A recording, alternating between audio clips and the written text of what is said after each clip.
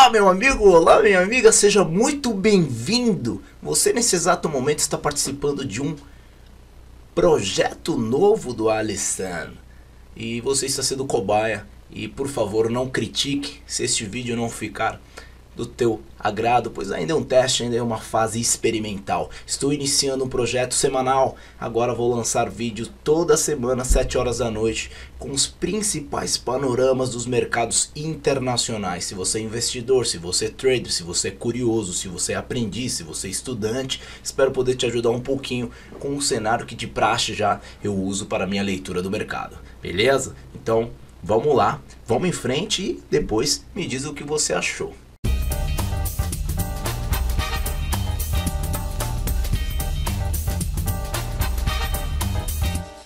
Bom, basicamente é o seguinte, galera, antes de mais nada, seja muito bem-vindo ao meu canal, seja muito bem-vindo, você é sempre bem-vindo, bem-vinda. A gente está aqui para falar de mente aberta sobre tudo. A ideia deste programa, que ainda nem tem nome, é falar sobre os principais cenários, os principais drivers, o que o mercado está olhando, o que o mundo está olhando, o que os traders estão falando, o que está deixando as pessoas de cabelo em pé, quais são as preocupações, aonde estão as oportunidades. Então esse é o meu objetivo, tentar passar isso para vocês e o principal, de uma forma curta. Eu particularmente não tenho muita paciência para ficar vendo vídeos longos, a não ser que seja um filme, né? Agora assistir vídeos no YouTube, né, nas mídias sociais extensos, me dá um pouco de bode. Então eu vou deixar desde já aberto para que você, primeiro, deixe o seu like, segundo, assim que você acabar de ver, comenta. Fala, cara, você podia mexer nisso, melhor aqui, melhor o som, melhor o áudio, melhor essa cara de peruano, porra, mexe ali, mexe acolá. Aqui a minha ideia é o seguinte, galera, é sempre a gente falar sobre os principais pontos para que vocês tenham uma cabeça de tipo, caralho, beleza, Alisson, obrigado por tudo. Agora, nesse exato momento, eu já sei o que tá pegando no World, o que tá pegando no mundo, beleza? Então vamos começar e seja o que Deus quiser. Vamos que vamos. Galera, é o seguinte, primeira coisa, primeiro ponto, vamos partir da Ásia. Então a gente sempre vai quebrar esse nosso programinha em blocos. Então a gente vai falar da Ásia, a gente vai falar da Europa, a gente vai falar da América, a gente vai falar do Brasil. E aí a gente mata com a agenda semanal. Então fique até o final para você ver o que tem pela semana de agenda, o que pode impactar os mercados, ok? Então é algo que é um pouco mais aberto, um pouco mais amplo, para que você não precise ficar quebrando a cabeça e procurando mil coisas na internet, sendo que você pode encontrar todas elas aqui. A minha função, a minha meta, o meu objetivo é sintetizar as principais informações. Pelo menos para mim são os principais pontos, beleza? Então vamos lá. Vamos começar pelo mercado da Ásia, galera. Esta semana a gente teve dois pontos interessantes, né? Primeiro, feriado na China, feriado em Hong Kong, ou seja, a gente, um dos principais aí, drivers do mercado asiático não trabalhou, não abriram. Porém, o mercado japonês, né, que é a maior bolsa que tem por lá, abriu. E abriu em forte queda, caiu bastante. Tanto pelas questões da guerra comercial que o Donald Trump está impondo aos chineses e eles estão ameaçando retribuir, como o forte terremoto que teve no Japão, né? Aproximadamente 200 e poucas pessoas ficaram feridas, até o momento 3 pessoas mortas. Isso acabou impactando também uma área de produção muito importante por lá. Isso acabou afetando também as suas ações. Então o mercado asiático já abre a semana em um tom totalmente negativo. Os mercados por lá abrem bem desanimados, tá, turma? A gente tem aí uma grande expectativa por parte do Banco Central japonês, né, que tem injetado liquidez na economia, né, japonesa, e isso tem pelo menos segurado o ien perante o dólar, né? Já que o dólar tem ganhado tanta força perante todas as moedas do mundo. Partindo para a parte da Europa, senhoras e senhores, a gente tem aí como é que a gente pode dizer? A gente tem um lance bem que tem preocupado muitos investidores, que é a possível queda da Angela Merkel, a chanceler alemã. A gente está falando aí da maior economia da Europa. Né? Por que ela pode cair? Por inúmeras questões. Ela está com muita dificuldade de governar, né? Em vários países da Europa, você precisa ter um grupo de coalizão para poder tocar, deixa eu só fechar isso aqui, para poder tocar a sua administração. Ela não tem conseguido, ela está com muita dificuldade. E o que está pegando ali não é nem o campo econômico, o que está pegando é a parte da imigração. Em 2015 até 2017, a Angela Merkel permitiu a entrada de mais de 1 milhão de imigrantes. Digamos assim que ela foi uma certa facilitadora aí acolhedora, né? Desde a época vieram muitos imigrantes da Síria, muitos imigrantes africanos, enfim, né? Dizem que já tem mais de 1 milhão, 1 milhão e meio, e isso tem trazido bastante debate, né? Tem pessoas que estão contrariando muito, tem muitos imigrantes aí desempregados pelas ruas da Alemanha. E o que acontece? Isso tem feito com que a oposição tenha pressionado muito ela, e ela parece que está meio que ficando de saco cheio. No início, desde quando ela foi eleita, ela já havia ameaçado, né, que se ela não tivesse um grupo para conseguir governar, ela deixaria aberto o seu cargo. Na época se estressou bastante os mercados, depois ela conseguiu a maioria para governar, e aí agora está nesse impasse também. A oposição deu aí para ela, deu 2 semanas aí para ela tentar encontrar uma solução. Obviamente que isso foi alvo do Donald Trump também, que acabou tweetando e falando, tá vendo, ó, como que você fez? Pô, você ter liberado os imigrantes aí foi uma puta coisa ruim, e por isso que a gente vai fazer assim também. Então a Alemanha está servindo de exemplo como algo que não deve ser feito. Então Trump já aproveitou também algo que até foi uma das grandes falas da campanha dele, né? Porque essa parte anti-imigração, etc e tal. Beleza, galera. Aí a gente, beleza. A Europa também trabalha num cenário aí trabalhou no dia também num cenário um pouco mais negativo, né? A gente viu também as ações por lá perderem valor, né? A gente viu, na verdade, essa movimentação foi no mundo todo, né? A gente viu aí uma forte queda exatamente para a Alemanha, um grande destaque de baixa, né? Como vocês podem ver aqui, né? Estou no site do investing.com, olha só, uma baixa de 1,30%. Então, como eu havia comentado com vocês, né? A gente tem a baixa do mercado japonês, a gente tem as principais bolsas asiáticas fechadas, a gente tem a baixa aí na grande maioria das ações, a grande maioria dos índices europeus, e aí a gente chega nos Estados Unidos, né? Os Estados Unidos trabalhou boa parte do dia aí também com uma baixa leve, né? A gente teve semana passada o aumento da taxa de juros nos Estados Unidos. Ainda os players estão tentando entender até que ponto, né? Tanto o aumento da taxa de juros dos Estados Unidos, que já aconteceu, e eles deram sinais de que podem aumentar, pode chegar até 3, 4 aumentos até o fim do ano. Até que ponto isso pode tirar investimento da Bolsa de Valores americana? Da primeira vez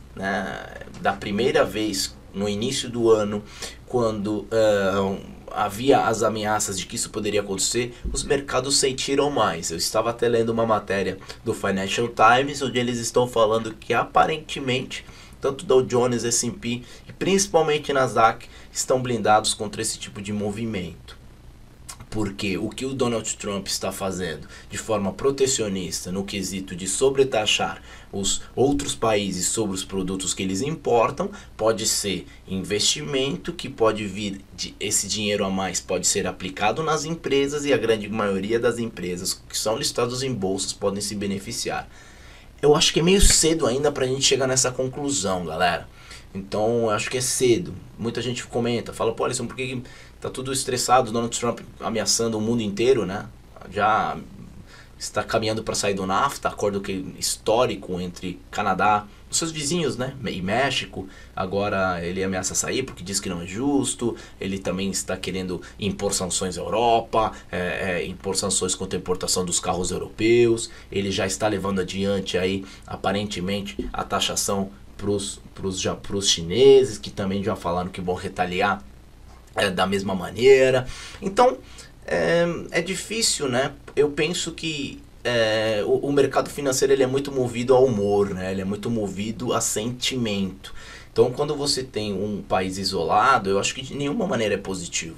Então, tem muita gente que fala, não, mas pô, o Donald Trump está fazendo o trabalho certo, o Donald Trump é protecionista, está cuidando dos seus interesses, mas se você vive, galera, nós estamos em 2018, você está num mundo totalmente globalizado, então não adianta os Estados Unidos acreditar que por si só, sozinho, vai conseguir tocar a vida, porque ele é dependente sim do mundo. E aí eu acho que na hora que ele começar a ter retaliações em grupo, em massa, eu não acho que vai se autossustentar esse tipo de política tão rígida igual o Donald Trump está fazendo. Então assim, eu não sou contra o que ele faz, eu sou contra a forma que ele faz.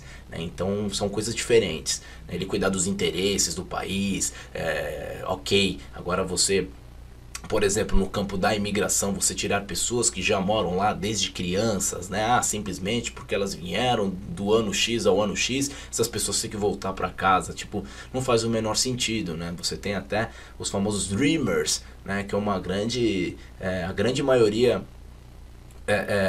há uma grande maioria de imigrantes que trabalham em empresas de tecnologia, né, galera, que compõem o Nasdaq. E olha só que interessante, semana passada, quando o Donald Trump deu sinais de que ele poderia afrouxar essas restrições aos Dreamers, as ações bombaram, né? Então é algo que realmente... como eu digo, eu acho meio cedo para tomar essa conclusão de que, não, os mercados americanos realmente eles estão sofrendo menos. Realmente, é só ver a Nasdaq que não para de bater recorde, mas eu acho que ainda é muito cedo para a gente falar de que isso não vai respingar e que esse tipo de isolamento não pode realmente tirar dinheiro do país.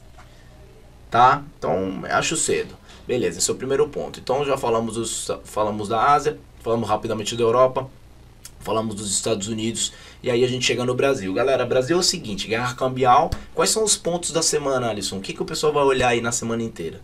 O câmbio, a guerra cambial que o Banco Central está travando com o mercado. Esse é o primeiro ponto. O segundo ponto é a taxa de juros, que vai sair na quarta-feira. Todo mundo está de olho para ver qual vai ser a postura do Ilan Goldfein, né? Então, ele que meteu os pés pelas mãos na última reunião, deu uma entrevista dias antes da reunião para a Globo News falando de que a taxa deu todos os sinais de que iria cortar a taxa, o mercado se posicionou para aquilo, de repente chegou lá, ele não cortou, todo mundo tomou pau, rolou stop a rodo, a curva de juros explodiu. Aí agora de repente ele não, deu sinais de que ele só não mexeu, poderia até ter mexido, reduzido, mas não reduziu, e que ele não vai usar taxa de juros para conter o câmbio, que todo mundo, ou boa parte dos analistas, acredita que seria correto. Então ele disse que não vai fazer o mesmo, né? Turquia fez isso agora há pouco, né? Teve sua moeda super desvalorizada, aumentou a taxa de juros para tentar conter.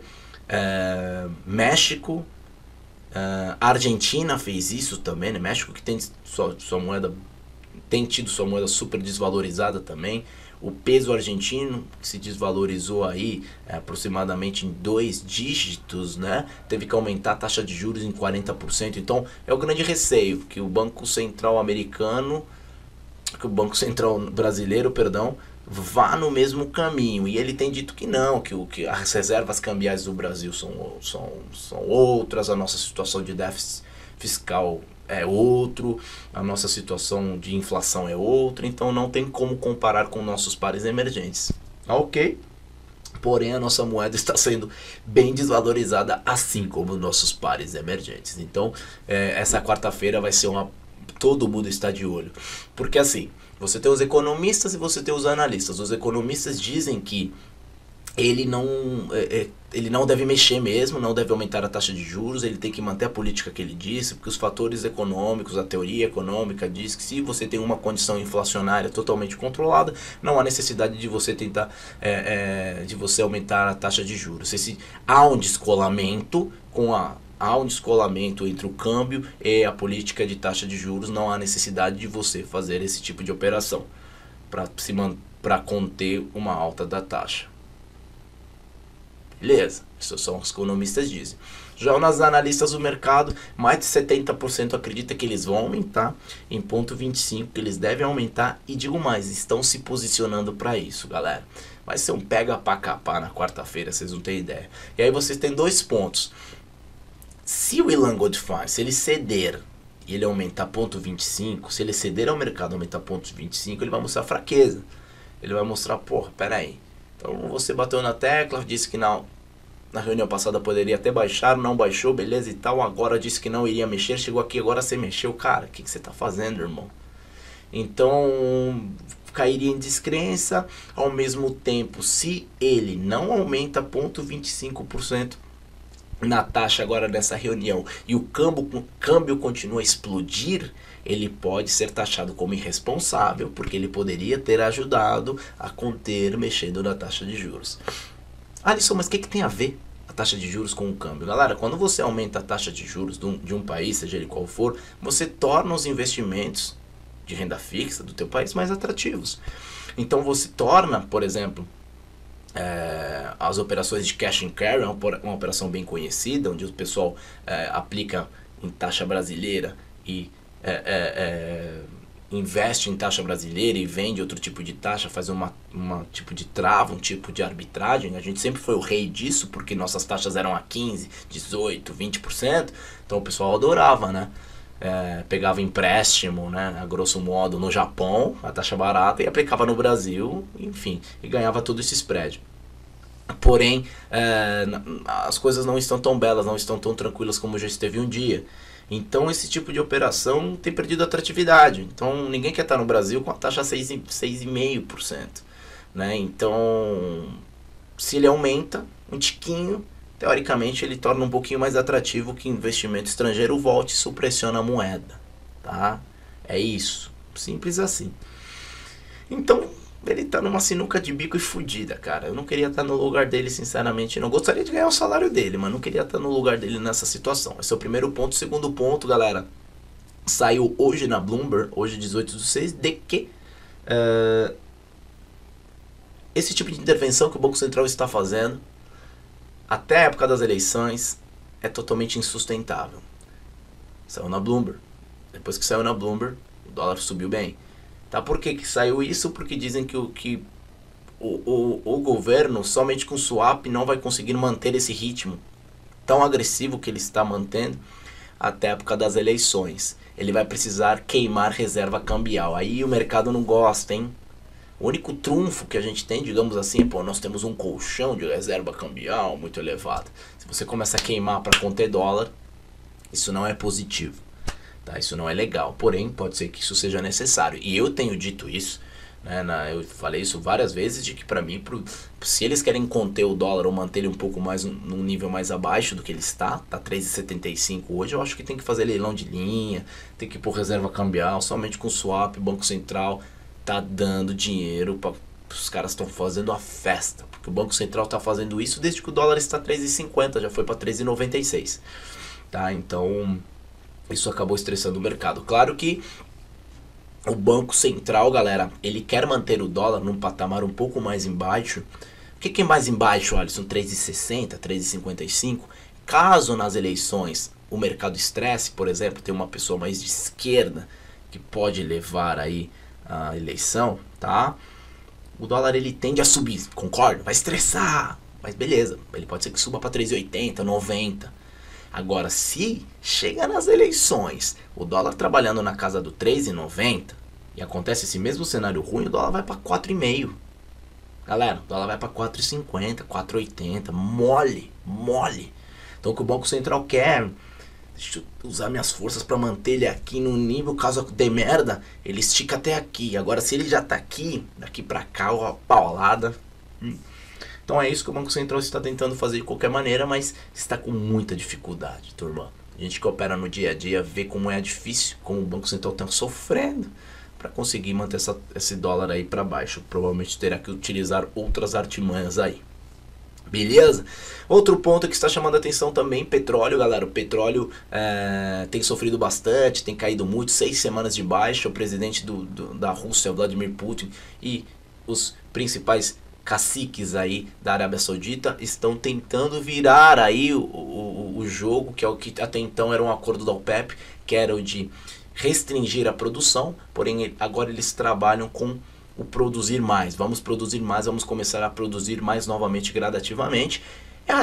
É até engraçado, porque foi até um pedido do Donald Trump, né? Já que o Donald Trump fez restrições à Venezuela, fez restrições ao Irã, o Irã está com muita dificuldade de conseguir exportar o seu petróleo. Isso poderia pressionar, né, menos petróleo, estão travando a exportação do Irã, teoricamente o preço poderia subir muito. Agora, quando você começa a produzir mais, teoricamente, para suprir o que o Irã não está conseguindo, nem o que a Venezuela está conseguindo dar vazão, teoricamente você pressiona o preço para baixo, e o preço tem sentido isso, tem caído bem, tá? E aí terá uma reunião agora na sexta-feira das organizações produtoras de petróleo, a OPEP, e provavelmente o Irã e a Arábia Saudita vão levar essa ideia. Tem que ver se o grupo concorda ou não. E isso, quem viver verá. Isso tem afetado muito a Petrobras, turma. Tem sentido muito. A Petrobras tem tido quedas absurdas, não só por isso, né, já por todo aquele contexto que vocês viram, a greve dos caminhoneiros, etc e tal, todo aquele repasse, enfim, toda aquela intervenção por parte do governo na política, a saída do presidente, até então Pedro Parente, da Petrobras, e etc e tal. Então, toda essa confusão aí tem machucado bastante o papel, e a queda dos commodities também. Beleza? Então, galera, e agora nós vamos pro quê? Nós vamos agora para agenda do dia, galera. Vamos colocar a agenda do dia. Vou passar a agenda do dia para vocês. Calendário econômico, vamos lá.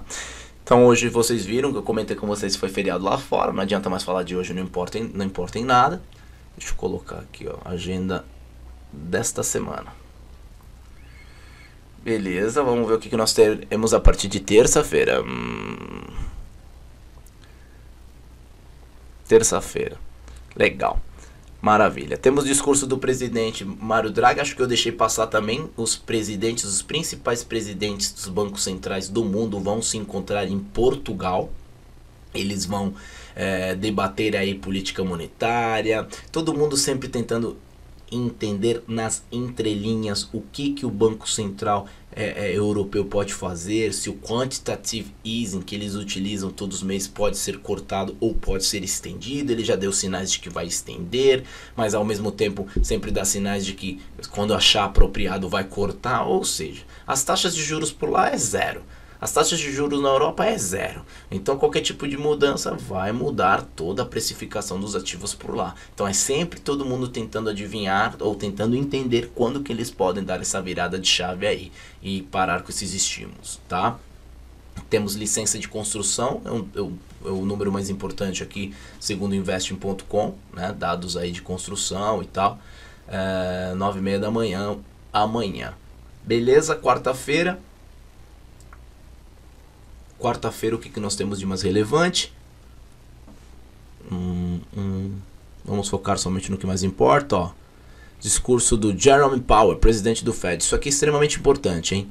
Quarta-feira, 10h30 da manhã, isso aqui é muito importante. Tá todo mundo tentando acompanhar aí, principalmente discursos dele após o aumento da taxa de juros, tá? O pessoal quer cravar se realmente ele vai manter essa política de aumentar forte, essa política mais hawkish, né, de aumentar a taxa de juros por lá. Temos venda de casas usadas também, dado importante. E na própria quarta-feira a gente tem aí fluxo cambial nos Estados Unidos, CAGED, importantíssimo, galera. Este dado aqui, índice de evolução do emprego, isso aqui é importantíssimo aí para ver de que forma que está indo a nossa economia. Um dos principais, é como se fosse o nosso payroll, né? Os dados de emprego aqui, CAGED, então quarta-feira, meio-dia, atenção, tá? E aí o que eu disse para vocês, ó, decisão da taxa de juros, certo? A expectativa da maioria é que mantenha, que não tenha alteração, mas é o que eu disse para vocês. Isso é a visão dos economistas, já os analistas acreditam que eles podem aumentar. Chegando na quinta-feira, a gente chega aí. Vamos ver o que temos de mais relevante. Taxa de juros aí da Grã-Bretanha é um ponto bom. Eles não alteram um bom tempo, mas vamos acompanhar. Índice de atividade industrial americana, maravilha. E na sexta-feira, por fim, dia de maldade. PIB trimestral francês, PMI. Tem bastante indicador importante na Europa, tá? PIB francês, PMI industrial na Alemanha, PMI da zona do euro, tá? Dados econômicos importantes aí, legal, é bom ficar atento. Nos Estados Unidos também PMI, Price Manager Index, é dado importante só. E a gente encerra a semana com isso. Beleza, galera? Então, nesse tipo de formato, eu não sei se você gostaram, eu não sei se ficou longo. Pra mim já ficou, mas espero que vocês tenham curtido. Se curtiu, deixa um like. E, galera, deixa aí um comentário, deixa aí dicas, sugestões. Eu tô aberto aí e pretendo fazer esse tipo de vídeo toda semana. Talvez em um layout um pouco diferente, mas a ideia é essa. Fiquem com Deus, muito obrigado pela companhia de vocês. Não deixe de compartilhar com os amigos, com a vizinha, com todo mundo que vocês acharem que faz sentido. Galera, muito obrigado e valeu!